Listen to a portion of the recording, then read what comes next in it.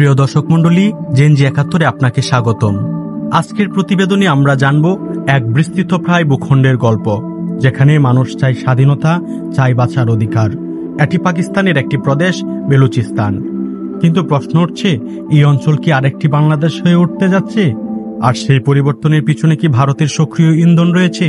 পাকিস্তানের বৃহত্তম প্রদেশ বেলুচিস্তান প্রাকৃতিক সম্পদে ভরপুর, কিন্তু অবহেলিত।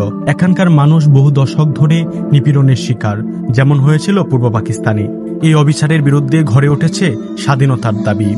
১৯৭১ সালে বাংলাদেশ সৃষ্টি হয়েছিল পাকিস্তানি রাষ্ট্রীয় নিপীড়নের প্রতিক্রিয়ায়।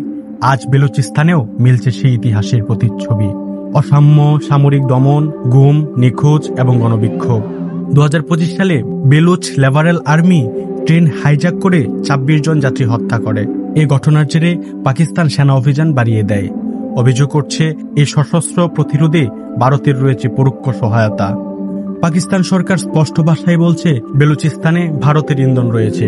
তাদের দাবি, বেলুচ বিদ্রোহীদের প্রশিক্ষণ, অর্থ ও অস্ত্র সরবরাহ করে আসছে ১ দশকের বেশি সময় ধরে।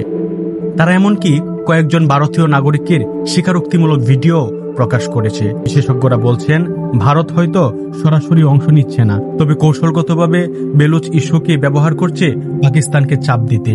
ভারতের কয়েকটি মিডিয়া ও থিঙ্ক ট্যাঙ্ক প্রকাশ্যেই বেলুচিস্তানের স্বাধীনতার পক্ষে কথা বলছে। তবে ভারত সরকার এই অভিযোগ অস্বীকার করেছে। তাদের বক্তব্য, আমরা মানবাধিকার ও আন্তর্জাতিক আইনের পক্ষে, সন্ত্রাসের পক্ষে না। ২০২৫ সালের মে মাসে মীর ইয়ার বেলুচ স্বাধীনতা ঘোষণা করেন এবং তিনি ভারতের কাছে স্বীকৃতি চান। এমনকি দিল্লিতে বেলুচ দূতাবাস খোলার আহ্বান জানান। এই পদক্ষেপে পাকিস্তান কড়া প্রতিক্রিয়া জানায়। সীমান্তে সেনা মোতায়েন বাড়ে, যুদ্ধের আশঙ্কা প্রকট হয়। বেলুচিস্তানে আন্দোলনের প্রধান মুখ হয়ে উঠেছে নারীরা। মাহারাং বেলুচির নেতৃত্বে গুম হওয়া স্বজনদের জন্য প্রতিবাদে সরব হচ্ছেন হাজারো নারী। সেনা অভিযান ও গ্রেফতার বেড়েই চলছে। ১৯৭১ সালে বাংলাদেশ স্বাধীন হয়েছিল পাকিস্তানি নিপীড়নের বিরুদ্ধে। আজ বেলুচিস্তানও সেই পথেই হাঁটছে কিনা তা সময়ই বলে দেবে। তবে ভারতের ইন্ধন, পাকিস্তানের দমননীতি এবং আন্তর্জাতিক নীরবতা সব মিলিয়ে পরিস্থিতি অনেকটা ১৯৭১-এর মতোই উত্তপ্ত। বেলুচিস্তান কি বাংলাদেশের মতোই স্বাধীন রাষ্ট্রে পরিণত হবে? ভারতের ইন্ধন কি আরেকটি যুদ্ধ ডেকে আনবে, নাকি আন্তর্জাতিক কূটনীতি হবে নিষ্পত্তির পথ? আপনি দেখছিলেন জেনজি ৭১-এর বিশেষ প্রতিবেদন, বেলুচিস্তান আরেকটি ১৯৭১।